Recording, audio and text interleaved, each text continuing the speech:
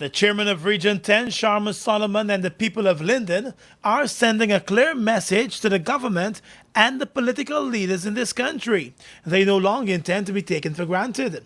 Late Tuesday, the government inked an agreement with the Region 10 chairman and the members of the opposition that will address many of the concerns of Lindeners, from the electricity rate hike to land rights and the opening up of the airwaves in the town that will allow other TV stations to transmit and be set up there. The Region 10 chairman at the Office of the President signing said the people of the region intend to keep the government and the National Assembly on track with regard to the implementation of the agreement.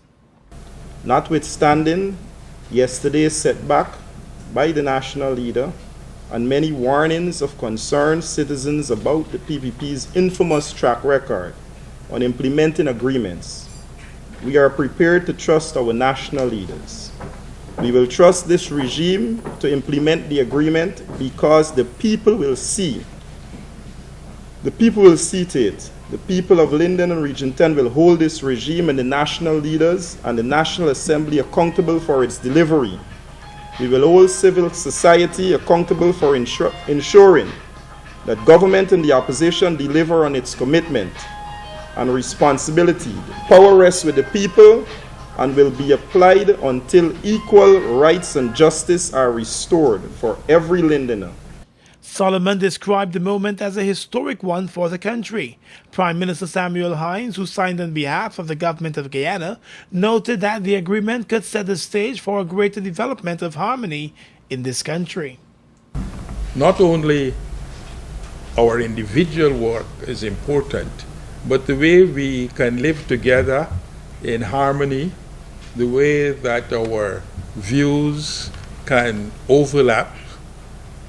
These determine how we can live in harmony. And living in harmony is perhaps the most important, one of the most important things.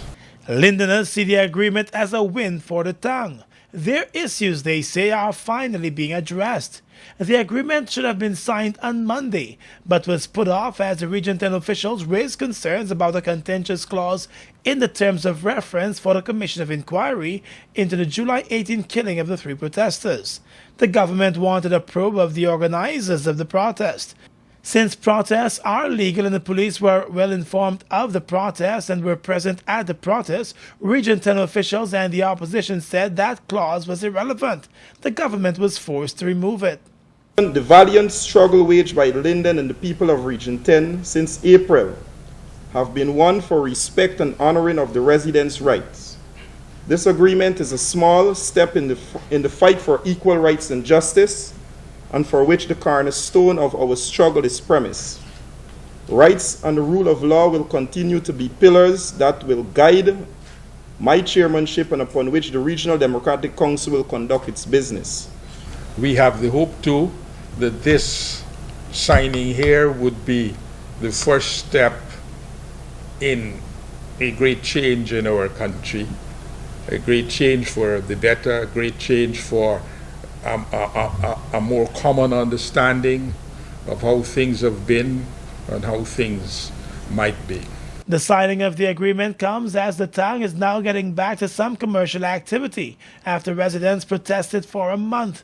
The protest should have lasted 5 days but was stretched out longer after 3 protesters were shot dead on the first day when the police opened fire to disperse the protesting crowd.